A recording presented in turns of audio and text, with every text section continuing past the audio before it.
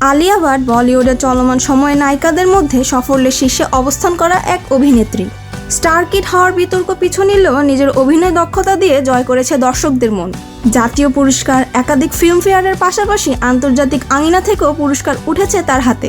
বর্তমানে global star Alia filmi ক্যারিয়ারেও পার করছেন সোনালি সময়।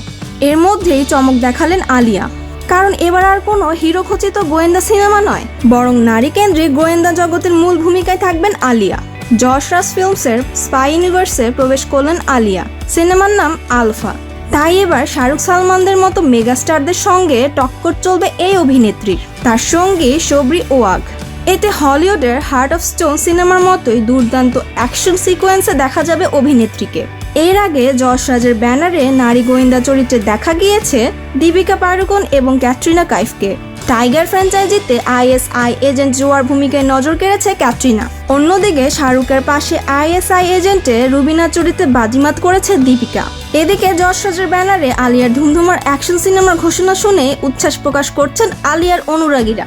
শাহরুখ, সালমান, ঋত্বিকদের নিয়ে তৈরি যশ রাজের পুরুষতান্ত্রিক স্পাই ইউনিভার্সে এবার আলিয়া ভাট কতটা বাজিমাত করতে পারেন সেটা দেখার অপেক্ষায় ভক্তরা।